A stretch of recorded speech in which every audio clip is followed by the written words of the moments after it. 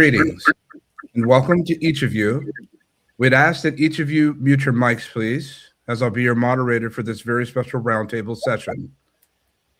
We're so happy to see each of you that have come to join us here for this roundtable discussion on women's health now.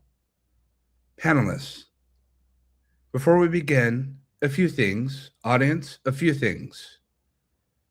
We'll be asking questions that are not only on the screen, but we will be going impromptu and at times a rapid fire succession, and we will be jumping around. There's much to unpack, and there's much to arrive to, and we want to be able to extract as much as we can, especially from each of you whom we've had the pleasure of having you before, and we know your capabilities and things that you have to share and say.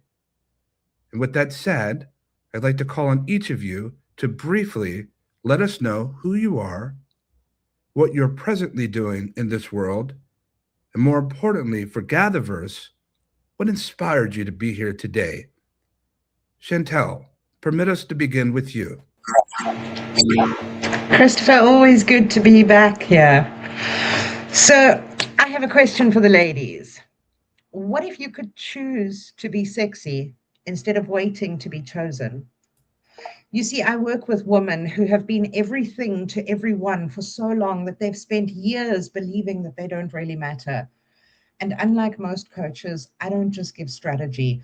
I help women architect the confidence that they've forgotten that they even had. I've written a book on breaking the chains of shame, and the women that I've worked with have built the confidence to be able to say yes to their desires. Now, to me, that's the sexiest thing you can do for yourself. Why I've decided to be here at the GatherVerse event today, much like Christopher, I don't have a personal link to women's health, but I have studied so much about women, and we are different. Yes, we're human, but we are different. Our physiology is different, and I really think we need to shine a light on it, and I'm really, really glad to be able to start this conversation. Thank you, Christopher. Thank you so much, Chantel, and thank you for sharing from this lens perspective. We're very happy to have you once again. Anisha, welcome. Hi, Christopher. It's good to be back here. So I am from Texas, and I work in tech as a big data engineer. And what motivated me to be part of this panel is I did lose someone, like as you shared your story, I did lose someone who was a mother figure to me, to a lot of problems. And it was a few years back, and I don't really talk about it publicly as well because it left a hole in my heart. And I think it's related to a lot of is related to physical health and not being treated properly, and also mental health. So I think like spreading awareness about like women's health and how women and men are completely different, like their bodies are completely different, and everything should be like spread across everyone and like spread across more everywhere, everyone in the world. So I think that's another reason that I wanted to be a part of this panel. Thank you for sharing that, Anisha, and our condolences to that person that was special to you and well in safekeepings as well. We're very happy to have you return to us once again. Dr. Good, welcome. Hi, Christopher. Thanks for the invitation. I am the founder of Good Body, Good Brain, because the brain is carried around by the body, and we have to take really good care of it because we want to take really good care of our brain, and we want to take good care of our brain for a very, very long time. I deal with women very much like Chantel who don't believe they're worthy enough of their own self-care because they've been giving so much that their cup is totally empty. And there's a huge gender bias in our medical system today, especially among autoimmune diseases, which I hope to bring out a little bit further. And it's very much related to the X chromosome. So I'm looking forward to all the panelists and everything we have to share today. Thank you, Dr. Good, for sharing that perspective. And we are certainly happy to have you join us again for this very special roundtable and summit. Dr. Garcia. Good evening, actually from Kuala Lumpur, Malaysia. I am from the US, from Florida, but I have been traveling extensively the last 7 or 8 months all over Southeast Asia, representing my global consulting company called SoulScript Global. Unlike the other ladies, thank you for the confidence. Thank you for your journey share. And Dr. Sally Good, looking forward to what you have to share. I'm very strong on advocacy, having led 54 congressional advocacy meetings in Washington, D.C., Capitol Hill, influencing the change of laws such as ending child marriage laws, representing UNICEF. I've met with governments, parliaments, first ladies, you name it, as part of this consultancy.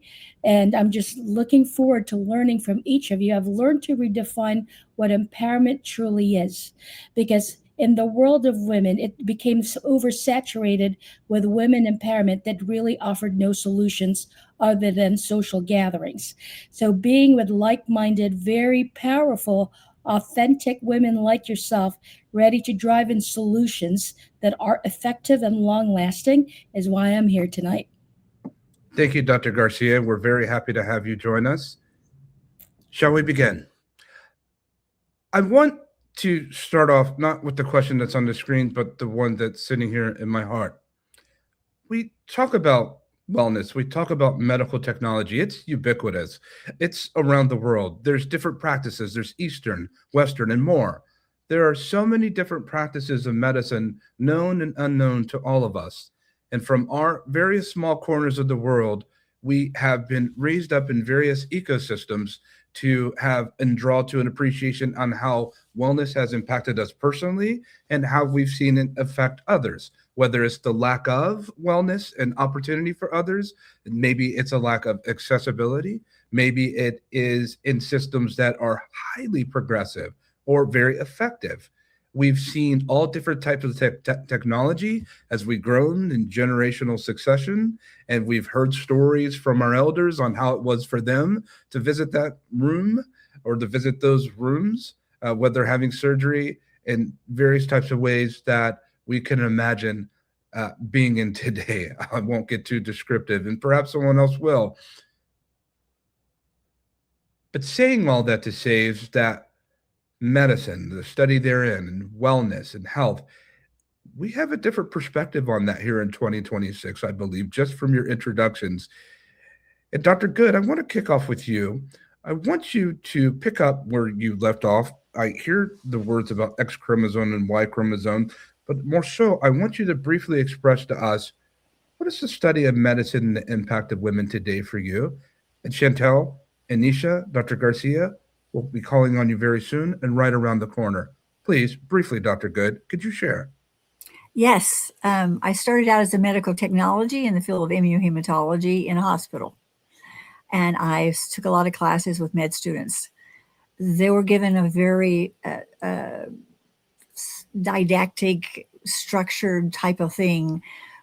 Oh, the nutrition, maybe 8 or 9 weeks. You ask a doctor how they would treat diabetes now, you'd have to go to a diabetes specialist, because there's just the body of knowledge have gotten so large, and the amount of time that MDs have to incorporate that into their practice, because they're just running from patient to patient to patient, driven by insurance concerns, insurance demands. So medicine as what we would like for it to be, particularly for women. And I used to think going to a woman doctor would solve that problem, but it hasn't. I've actually been treated poorly by women doctors more so than men doctors. And I don't know what that bias is. Maybe they have a certain constraint put on them. But I am fortunate that in my practice, I am found a group of women only radiologists who only read breast tissue. And they do it for my local hospital. And they have consults with every patient after they have their mammography and their breast wellness thing. And it is a huge innovation. So we're so behind, Christopher. Over here, emergent technology, we're up here in the stars. Medicine as we know it, even the docs that are 35, 40 years old are so behind in the possibility of what's there. And I'll talk about X a little bit more. It's a little geeky. You know, I love geeky. We'll take geeky as it comes, and come as you are. Thank you for sharing that, Dr. Good. Audience, we think about the study and the expression and all the types of NGOs and nonprofit organizations that have been dedicated towards women's breast cancer, and about the study of women's breast and the health therein. And to Dr. Good's point, there is such a dichotomy when we look at the advances of technology. You would think that we've been able to complement that in the advances of study in medicine when it comes to the human body anatomically. But we have much to go, don't we? I think about this, Anisha, when we think about what Dr. Good has expressed when it comes to available for those practitioners that are getting together. They're huddled up in small rooms to this day, finding ways to study and exploration. I was told that there's some 9,500 medical journals that come out per day, and of which 2,500 is studied and advanced and written specifically for cancer studies. We think about the opportunity for prevention. We have all experienced, I believe at this point, each of us, someone close in our lives, or people that we at least know that have been impacted by the passing away of our loved ones, and perhaps strangers that we see on television. And Nisha, share with us, because the direction that you took this, when that led you to this inspirational opportunity to join us, I'd like to know, what is your present and most important focus when it comes to health and the impact of women today? So I think the healthcare system right now, like most of the research that is ongoing in healthcare, is based on some standardized like model, which is mostly male-centric research, clinical research that I'll say, and not a lot of focus is put into research which is more woman-centric. And I think that is one of the leading problems, like the disconnect between like how women's diseases are treated. For example, there are certain like as I think Sally mentioned, autoimmune diseases, like those are not really treated properly because the healthcare system that we have in the current society is based on a certain standardized model, because and it follows a certain pattern. But when it comes to women's health, you really need to study how women changes over the years, because every phase for a woman is different. And like when a woman is like a baby and toddler and puberty, like young adult, and also like during the early adult stages and after menopause. So there's a lot of stages which actually a woman faces throughout her life, and I think everything should be taken into account when healthcare systems are built. I mean, that's one of the things I feel there's a huge disconnect between the healthcare system and how women are treated in today's world. You know, I find that fascinating on a number of different fronts. To take you, Anisha, and I will have a follow-up with you just briefly, and Chantel, right around the corner, as well as with you, Dr. Garcia. You're coming from the great state of Texas, I believe. And in Texas, there is great contributions when it's contributed, especially in Houston, to medical exploration. But we also know that there's various rules and statutes, ordinances, and covenants that change it from very state to state, which it is what it is.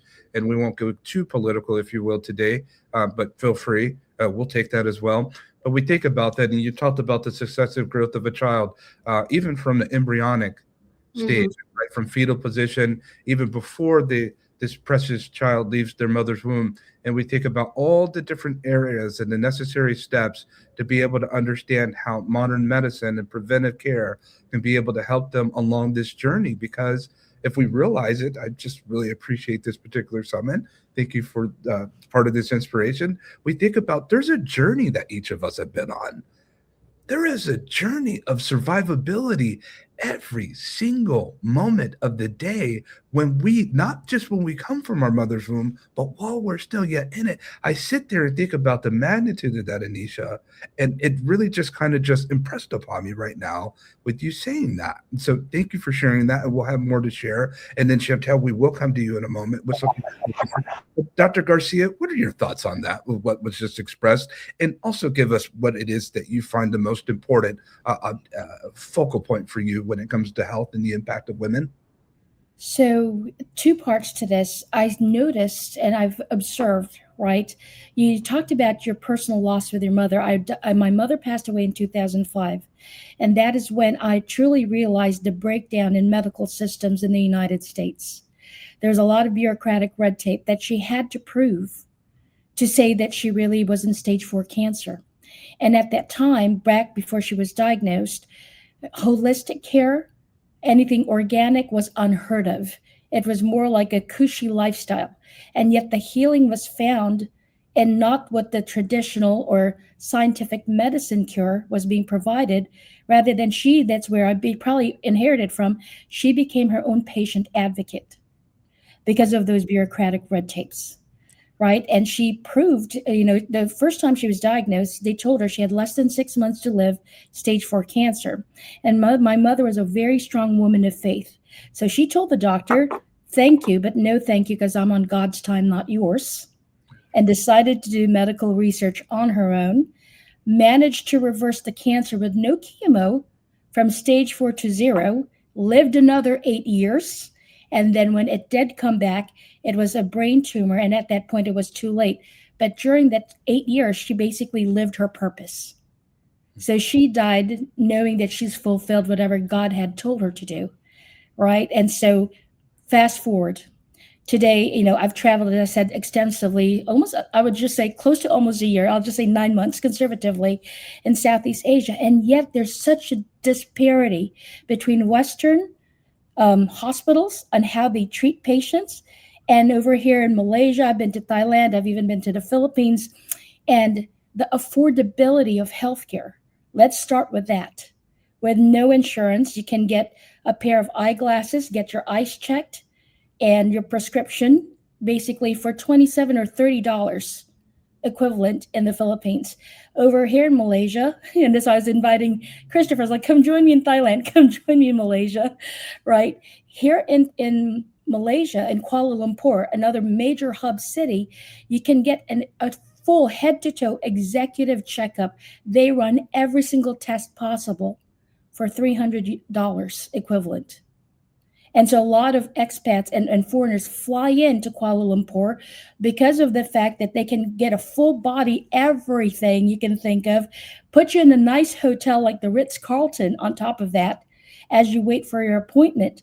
But the handle that they have of truly, it's like old school doctor. Do you remember when everybody used to carry a medical bag and visited patients' home?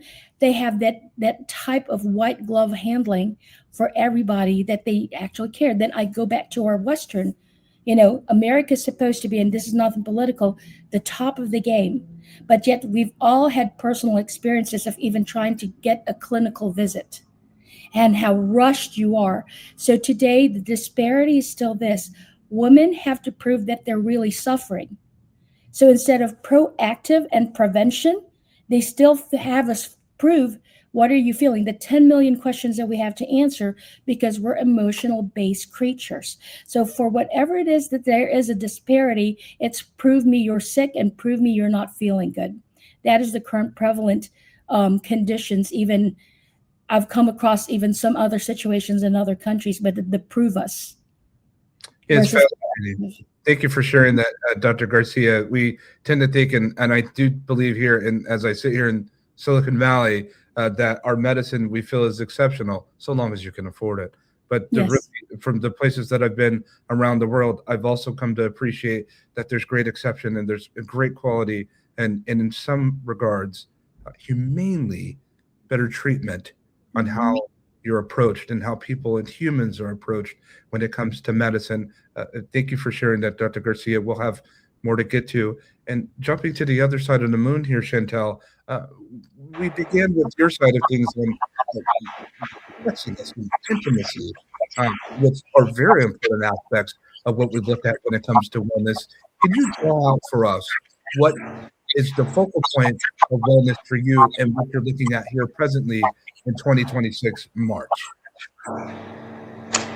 Christopher, you know me, I always like going a little bit contrary, and perhaps not where we expect to go. So I'm going to really pick up on something that Dr. Garcia said. We've all heard the stories of women and people who have, quote, healed themselves. And I really think if we take a step back and we look at society and technology, you spoke about the advancement of technology, the advancement of medicine. And it's no secret that knowledge is just growing every single day. We're in this barrage of knowledge all the time. Sure. Here's the thing, when you're the individual, when you're the patient, we've got to start learning to take a holistic approach, because this doctor is going to give one diagnosis, the specialist is going to give another regime, your friend is going to give more advice. And what's happening again and again and again, and I see it on social media, is we are so disempowered. We throw our hands up and we say, what do I do? And we're looking for strategies all the time. But what we as women need to learn to do is to step into the fullness of who we are, to go within. We have the intuition. We have the answers. We have the wisdom of women from our ancestral lines. This is our gift. We have to learn to settle into what is best for me right now. And I think this is what Dr. Garcia's mum did in her experience, and what so many women have done. And the more knowledge proliferates, the more I believe women need to go back to that place of who am I? What is best for me right now? So that's my perspective. Chantel, where does that courage come from? I've got a PhD in the School of Life, my friend. I've walked some hard roads. Yes, indeed. Yes, indeed. Thank you for sharing, Chantel. We'll be back with you in just a moment. I think about the words thus far that have been expressed in spoken audience. It struck me in our first Women's Health Summit in 2025, the various perspectives and how powerful these testimonies, if you will, that have been shared. I feel equally the same already thus far, if we've barely just begun, but as quick as it comes, as quick as it goes.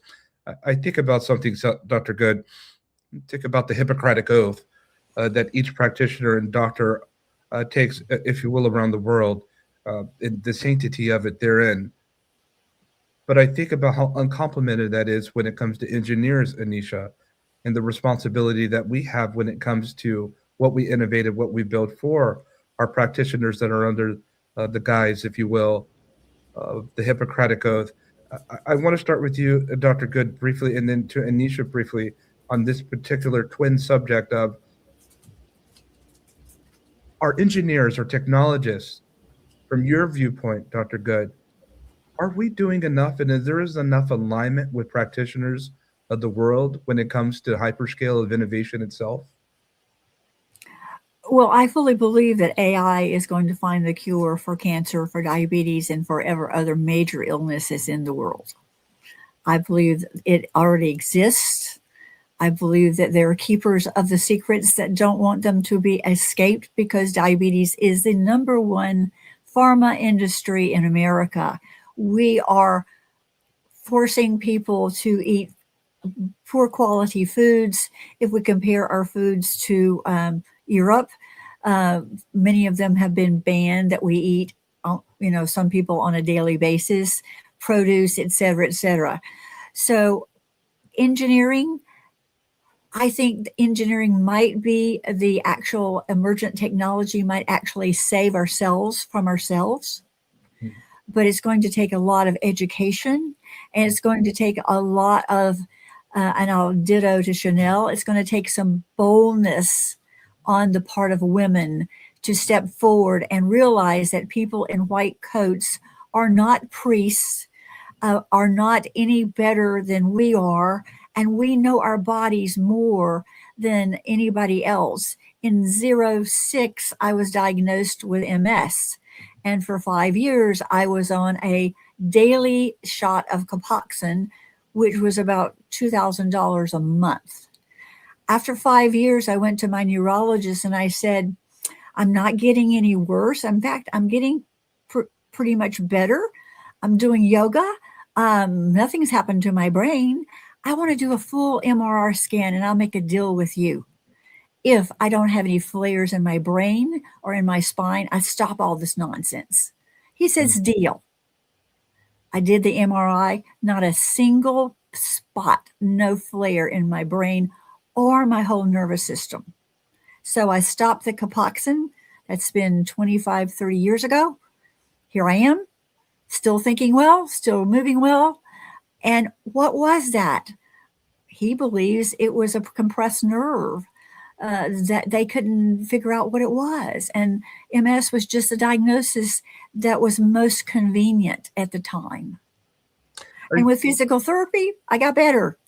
So we know our bodies, and but we have to be bold. And that made me realize I have to step up to the plate, and I have to be adamant to the point of being the word bitchy to get what I need from medicine these days.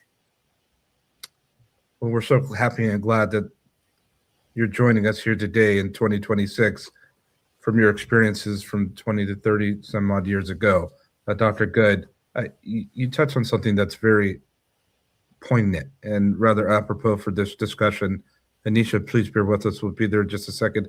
As a quick follow-up, Dr. Good, we talk about big pharmaceutical and nutraceutical, if you will, but we also talk about machines, but as the intimacy that Chantel just spoke about, to know your own body and not to be completely reliant on the physician.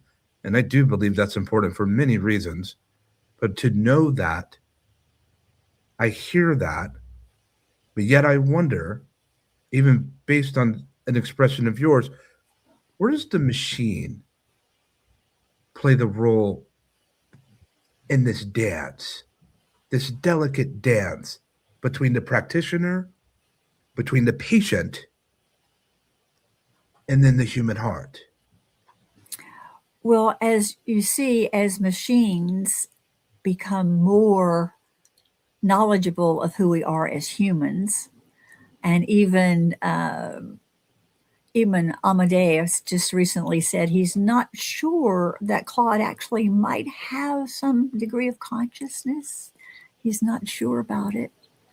But what I believe is that we can use the machine, particularly AI. We already have programs that research the proper cancer treatment for given diagnoses because it searches the entire database of the world. And before, oncologists used to sit for hours trying to find and research. Now we've got that at our fingertips. It's going to give us more information faster and better. And I think that the technology of detection from an AI and an engineering joined, talking about hardware plus software plus visioning bodies on a cellular level. I'm not talking about just big structures. I'm talking about going down to the mitochondria and looking at what things are really happening there and giving us more information of how we can do our own self-repair. Thank you for sharing that, Dr. Good. We'll be back there in a moment to be able to meet with you on the cellular level and to be able to explore perhaps deeper artificial mitochondria, if this is where we might be headed. I sit here and think about this in each of the words that have been expressed thus far. And with you, I ask as a fellow technologist, and there's other technologists that are in and woven throughout this summit, if you will. And all of us have some type of level of intimacy with technology today, whether we care for or whether we choose to or not. But this one squarely goes at the dichotomous layer when we asked Dr. Good about the Hippocratic Oath, the very intimate oath that practitioners make in their lives. I know that my mother, she was a nurse, and all of my grandmothers, and I was raised by nurses, if you will, and in such a very different way, and doctors, if you will. I think about, Anisha, the responsibility and an inherent responsibility of the technologist, especially with this type of technology that is interacting with us. It sees, has conversations with us, in some ways reads our disposition and we read it, and it turns around and believes that it itself has a disposition. And as Dr. Good just mentioned, Adira Amade now doesn't know if Claude Opus is conscious or not. He can't answer that.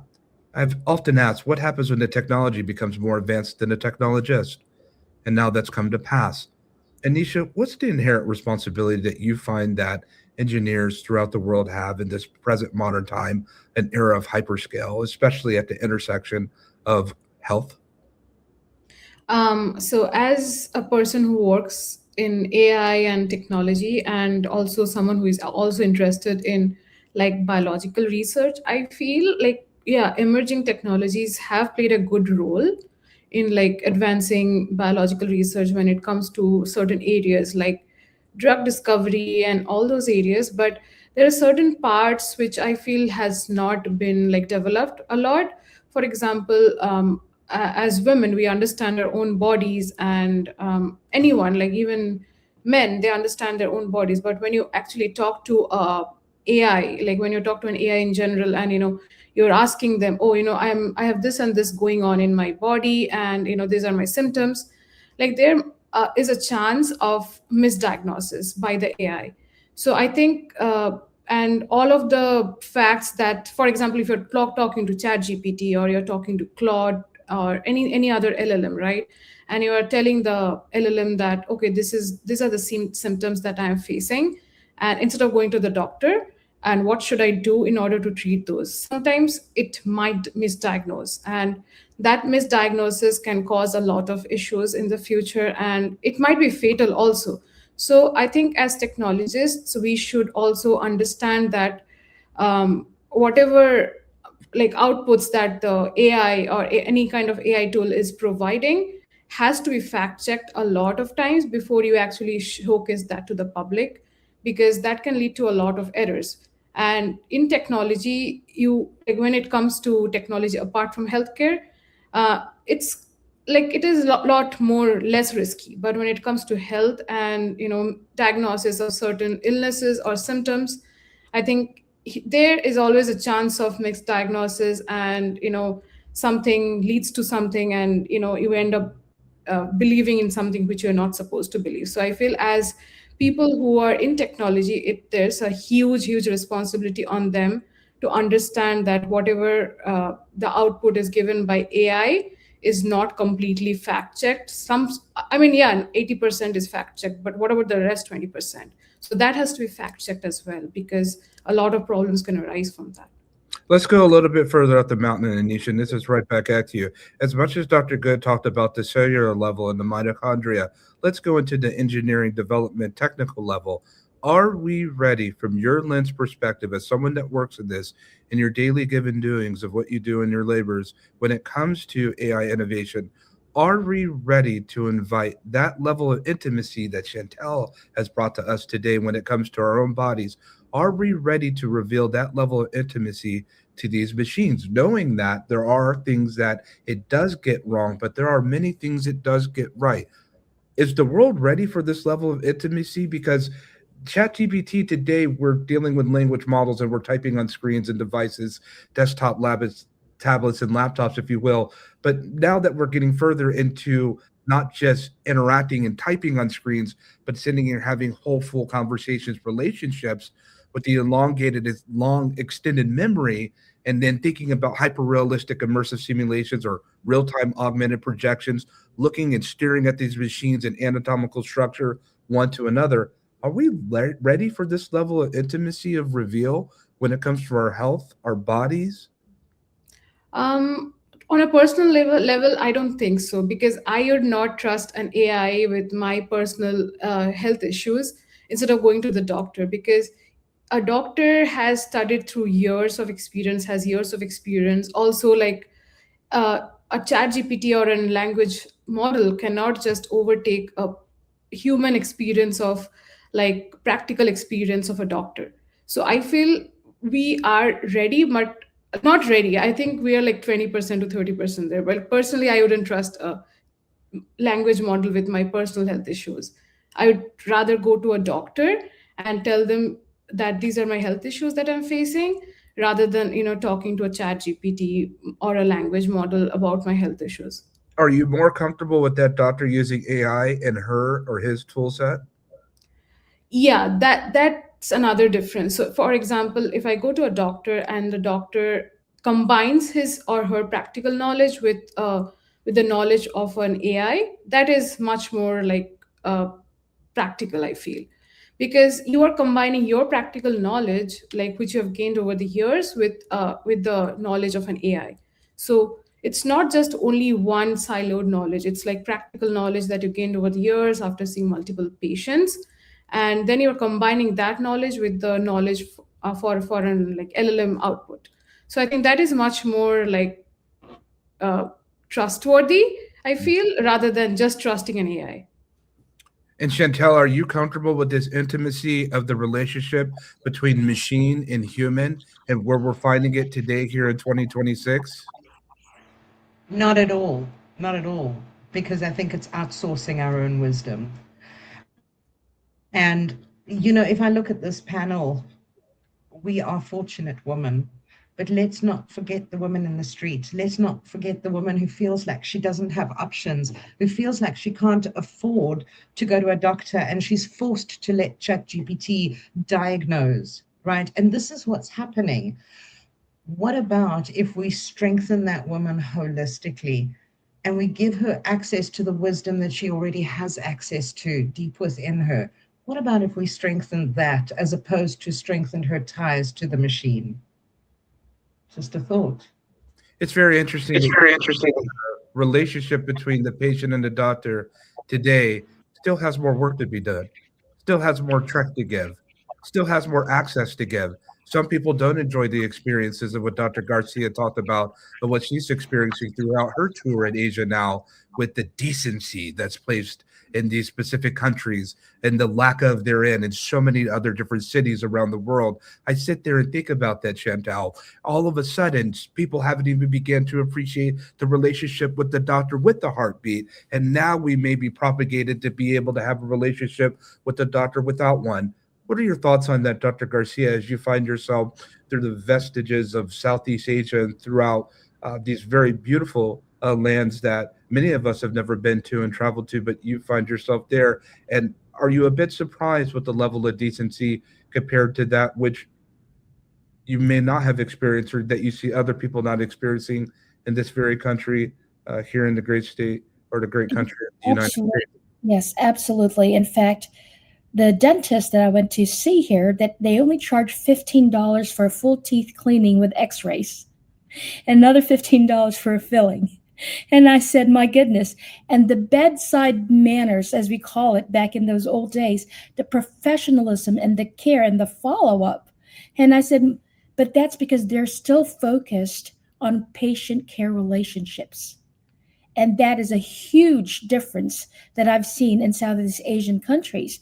Despite even the modern day technology, it boiled down to one-on-one relationships. And I'm going to take it to what is the current mental health crisis, especially facing our young generations.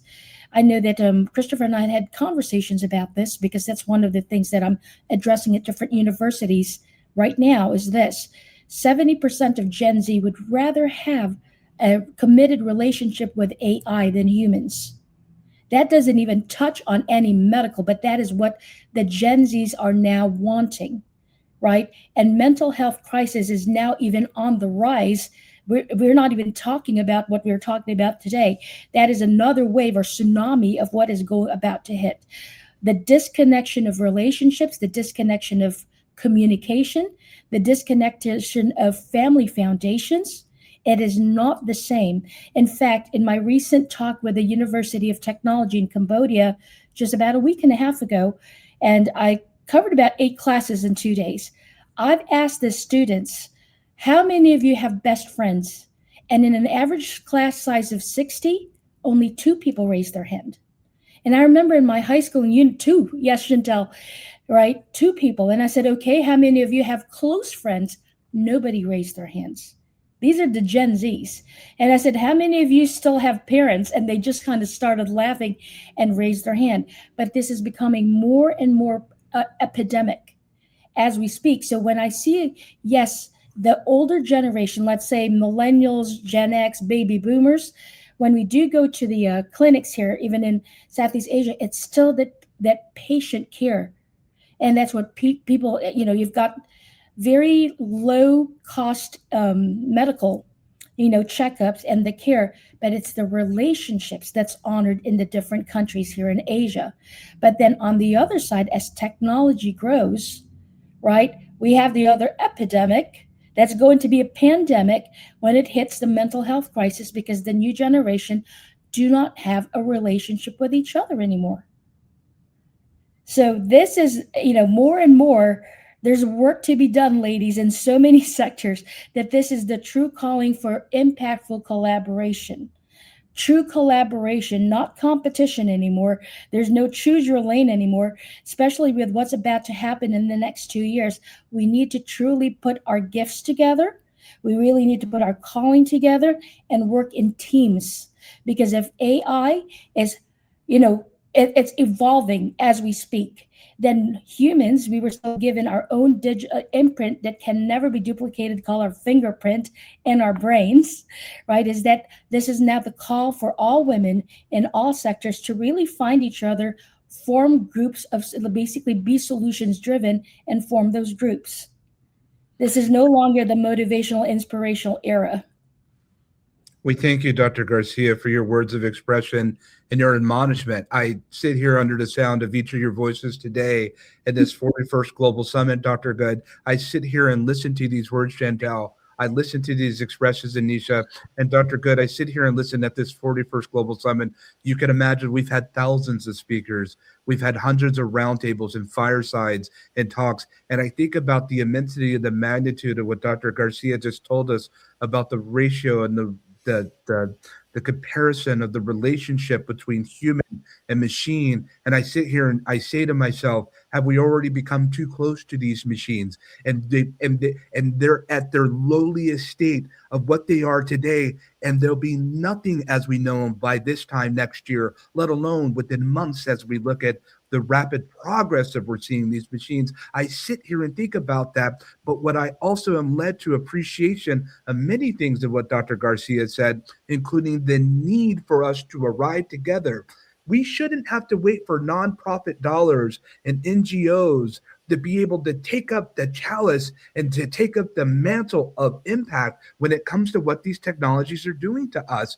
Heart to heart, group to group, as Dr. Good had already expressed, that there's a group of women that are sitting here studying, and the practitioners when it comes to women's breast, if you will, and the exploration therein, and they're sitting here. And I don't think that they needed a nonprofit budget, and they needed some big appetite of desire for someone to fund an initiative, as opposed to using what their God-given talents were, if you will, to go and do something about it.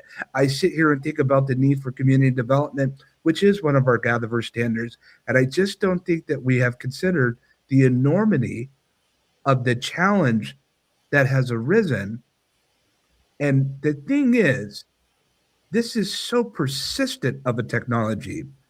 I believe that once many people understand the magnitude of which is upon us, in many ways, Dr. Good, to make change, I do believe that it will be too late. If there's never been more of an important time for these type of discussions, then I don't know when. Dr. Good, can you give us more on that, of the opportunity of what we stand to face when those women that you know and that you're part of get together and sit there and huddle over, looking and bearing over paper an expression for solution?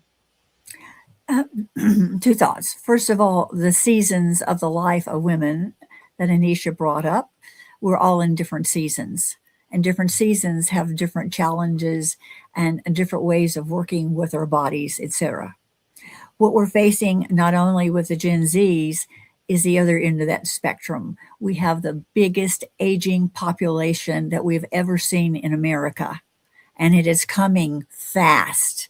We have so many more people who are so ill, and I'm not just talking about dementia and all the strokes and high blood pressure and diabetes, that our healthcare system is going to be so overloaded that we've got coming and we've got people going. You know, I work in geropsych. One day a week, I volunteer in nursing homes and I do assessments for Medicaid. So I get to see the progression of when I first meet someone to a year later, what happens when they're put in a nursing home, they're confined to a wheelchair, they have a little socialization, they're eating that food, and I mean that food that has little I mean, it has some nutrition, but it doesn't look pretty. It doesn't look nice. All the things that degrade, and I'll talk about the dignity of care and the dignity of life. There are CNAs, there are aides who've been doing this job for 25 years, and they love their patients. They love them. But there's only so much you can do. So what is going to happen when we reach, we're getting ready to reach this apex that's going to go like that. We've got about 7 to 10 years before we reach that point when Gen Z no longer has relationships and our adult population are all needing incredible amount of health care. I'm not sure if our HHS secretary at 71 can save us, but he's trying his best. He's trying to get us to eat better. He's trying to get us to exercise. He's trying to get us to do those things. How can technology, the emergent technology, how can it help us with, first of all, learning about self-care, education? We've got great apps. Christopher Brown, we've got the Peace app, PeaceVerse, we've got that. We can be learning self-care. We've got great apps for that. But it takes self-determination to turn the machine on and actually interact with it and say, yes, I need to practice self-care. Yes, I need to do that. And all that comes from inside, from the core, from the intuition. And just like Chantel says, how do we reach those women that are intersectional, that are of color, that have never had good health care? They've never seen good health care modeled. Their parents have never had it. They're eating the most bare minimum. They're doing drive-throughs. Their whole world is fast food. How are you going to help those women with emergent technology? How are you going to get them to realize that health is the only thing that we can help preserve to have a good, long, vital life? Here we are. I sit here and think about, and thank you for sharing that, Dr. Good and Anisha. I sit here and think about the necessity for more human innovators. Is this the hour for such time? Is this the hour where we need to see more human innovation and more human impact of scale, less than machines? I think we're in desperate need of a renaissance, if you will. I'll stray away from the word revolution, but of a renaissance of innovators that are building and doing heartfelt work, heartfelt innovation, entrepreneurs that see the other ethical imbalance and to have a need to innovate, not from a place of driven high profit, which it's fine to raise and drive capital. I work with such entrepreneurs every day, but more work towards the heart that may not be as financially rewarding, but can be far more sustaining. Are we heading into that necessity of time, Anisha, from what you're looking at when it comes to innovation and those of us that work and build and work with these machines? Is this needed now? It is needed, but also like as everyone mentioned that along with the human interception, I think there's a need to understand people better, like understand the relationships. Like also another aspect that I'd like to touch upon is like the mental health, because in today's world I think mental health also affects physical health. Like when you are down mentally, you are not in a good mental place, it affects your physical health, and it might lead to a lot of like binge eating, and it might lead to like a lot of eating disorders. So I think those factors need to be taken into account when it comes to human innovation, and not just focus on like some created models, right? Like certain, for example, people of color, like women of color, and there's a lot of cultural stereotypes. Like I am from India, and where I come from, there's a lot of cultural stereotypes across like women's health, because uh, a lot of the times women are not made to speak up. They don't really speak up.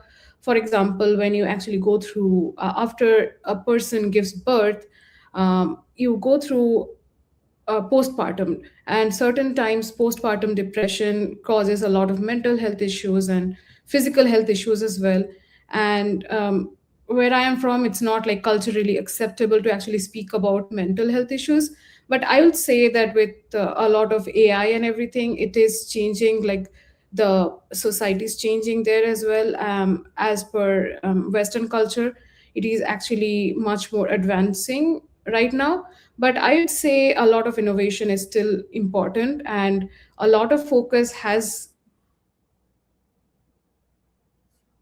comes to mental health, physical health, and also other innovations in terms of complete healthcare, I'd say. Thank you, Anisha, for addressing that. Mental health has been so huge with GatherVerse. It was really our second focus summit that we had. I remember when we started GatherVerse, we went with over 10,000 attendees, had 2 months to put together what is now GatherVerse. And the very next summit, I thought it prudent to be able to have a mental wellness summit where other people thought that we should talk more about technology. And I think about the relationship and the impact of technology, as so many people have expressed, each of you have expressed.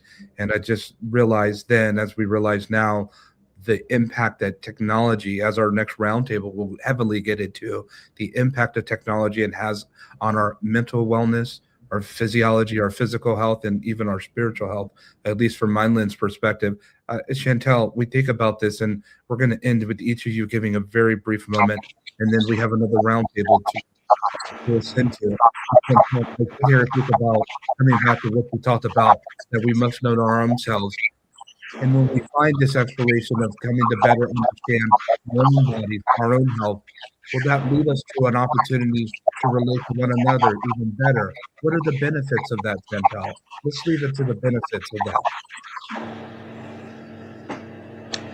Ultimately, Christopher, I think we've got to, this interplay with human and technology is very much an outsourcing of responsibility. And for me, it's a rallying call to take personal responsibility once again. We are human. We will always be human, and human created the machine. Let's not forget that. We are the masters.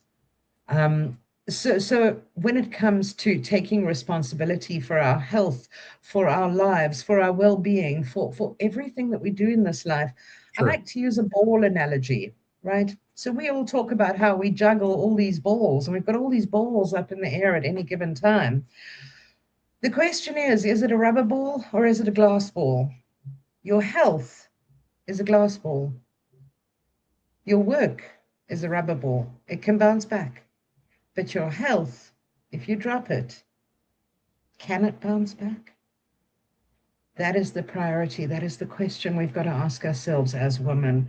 Are we juggling with glass balls? And how do we start shifting our priorities? Thank you very much, Chantel, for those enlightening and deep heartening words. Dr. Garcia, in our final closing seconds that we have here, and then Dr. Good, and then we'll close it with you, Dr. Anisha.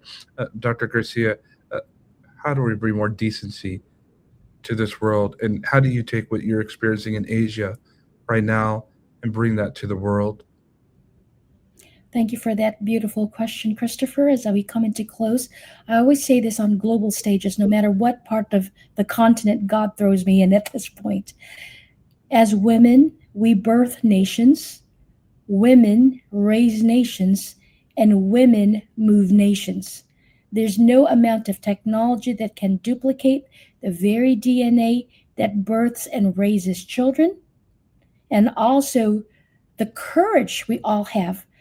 Forget about multitasking, the multi-responsibilities that a woman can juggle, AI cannot compete with, especially when you put the human emotion and relationship as our core, because this is where we thrive in as women. It's Sure. in our inner relationships, interrelationships, and outer relationships. That is what makes us all successful. So do not forget the humanity portion of any different handling, that if we can just go back to the very core of Corinthians, what is love? Love is kind, love is patient, and just put your name there. Is Christopher loving? Is Christopher patient? Is he kind? Does he not boast? If we go back to the very essence of that, we're going to continue to thrive. And we can get the Gen Zs and the Gen Alphas and the Gen Betas and all the ABCs that follows after that, as long as we do not lose our own value that God inherently had put on us.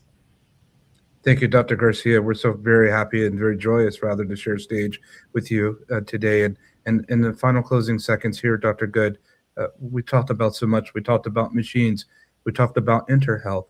We've talked about decency. We've talked about engineering and scale. With all the culmination of that, from your lens perspective of being a practitioner for decades, what is it that you would have us to close out with for these brief moments? I want to pick up on you talking about the impact of women having babies within their bodies, of growing a human. Within that girl baby are ovaries, are seeds. That girl baby, when she's born, those seeds will become more babies, both girl and boy. They all carry them within them. So each mother carries almost their grandchildren within in their bodies. And when we start to think about that, we are the only creatures that can create humanity in that way, that we are so connected hormonally to our environment. Just the intuition that women have, the spider sense that we have, the things that Chantel has been talking about, how we are so connected to our environment, both inside and outside, that we can actually become teachers. We can teach AI what it means to be human. And AI is going to have to learn. It's learning now. Sure. But we want them to be taught what it means to be human by good humans, by people who have the best intentions, by people who want everyone to win and everyone to succeed.